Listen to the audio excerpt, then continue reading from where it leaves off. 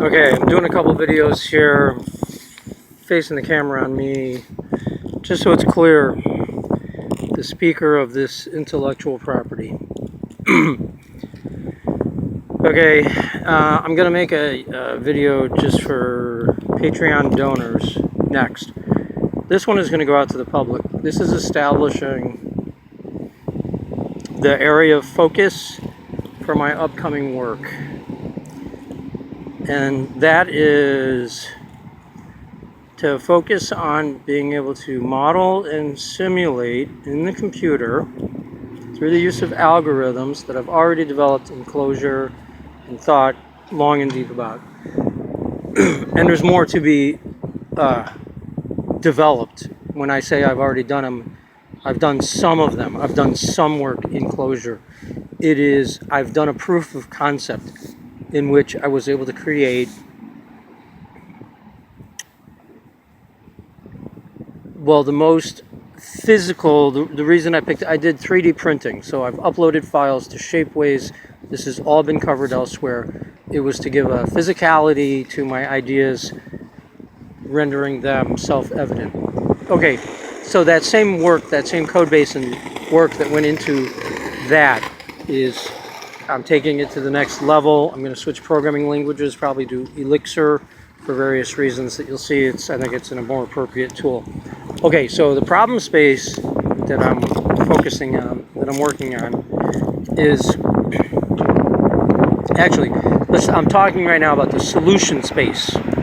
Okay, I'm going to build a better hammer, and then I'm going to go look for nails to hit, and I'm going to keep making my hammer better. It's the worst possible way to go about developing software. It's the way people advise against. Create a solution and then go looking for the problem that it solves. But I'm not creating something marketable. I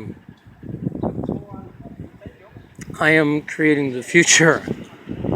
So the way to create the future is to model and simulate systems.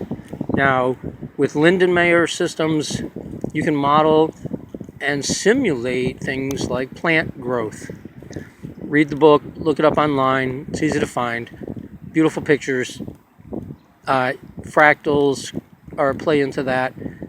So a lot of stuff can be generatively constructed and then displayed in ways that make it look like you're simulating biological events, biological behavior like plant growth, and all kinds of things can be simulated. Ant colonies, bees, there's termites, there's lots of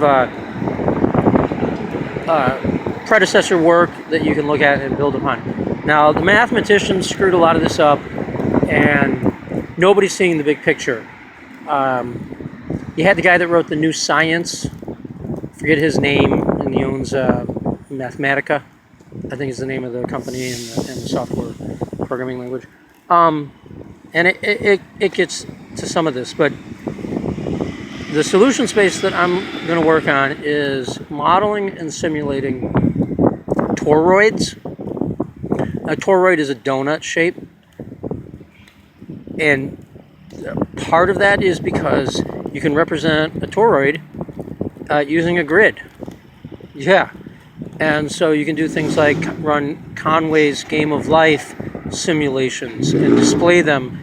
Instead of just as a two-dimensional grid, you could display them on a toroid. Now, the thing that has to be done with a toroid, there's lots of interesting things that have to happen. You have to keep in mind that a sphere is a degenerate toroid. And if you can model an infinite variety of toroids, one of the things in terms of their dimensions and rotation and all kinds of characteristics, and one of the things you can do is you can degenerate it into a sphere, which then, if you think about the information content still being available when the thing is in a sphere, you have to see that it wraps back upon itself in the same surface space occupied by that sphere. And which gets interesting, right? Then it becomes more like a Mobius strip, right? Now we also need to model the Mobius strip. But I think toroids are going to be the more difficult case. And now, what is a magnet? What is a magnetic field? It's a toroid. Do we understand magnetic fields? No, not really. If I model a toroid, can I get to where I'm modeling magnetism, magnetic fields? Maybe. If I model a toroid, can I do more interesting analysis than the guy that wrote that new science book? Which is basically where he took all, he incrementally went through every possible permutation of a starting seed of a certain type, and then applied Conway's Game of Life type rules, and then looked at the results and found interesting things in that result, and then he hyped the hell out of them, right? And wrote a whole book and made everybody wait years, and it was all done in secret. And now, if you take that to the next level and leapfrog what he did, then a toroid obviously gives you interesting things. And if you have sort of a self-reflective toroid, sort of a Mobius strip of information, and then you start the data content on both ends of that, imagine like a flattened Mobius strip, or a Mobius strip in concept, like a line being written on a flat piece of paper where when you get to the end, you turn it over and you draw that same line on the back side of the paper until it reaches the origin point.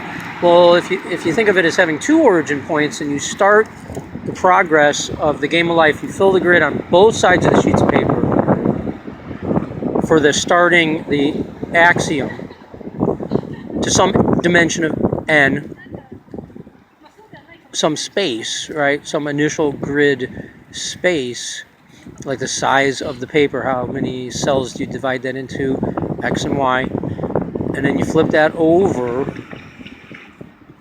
and come back on itself. You start from both directions. That's your axiom starting point.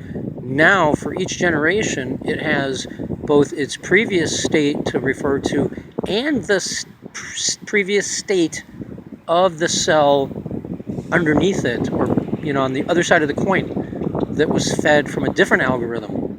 So now we have a way of merging algorithms, and we still have nearest neighbor type calculations that we could apply. All kinds of the number of control points in a toroid done this way is immense and crazy. The amount of control points. The next thing you can do, one of the things you can do, once you've got this idea of the sphere that you're generating as a degenerate toroid, well, the original toroid had a direction to it. It had a dimensionality in 3D space, an orientation. Okay, think of a donut, right? It's kind of round one way, but it's flat the other. Or think of a disc. Now, what we can do is we can change the orientation of that toroid as a sphere.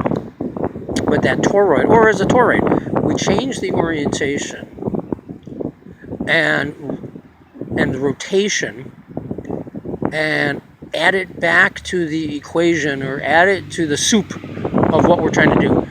Why would you do something like that? Well, look at how Sennheiser just came out with a three-dimensional microphone. Okay, it is an array of 4 microphones set upon a tetrahedron, so that it covers these different orientations, angles, like I've just been trying to describe. Does that make sense? They cover the full 360 spectrum of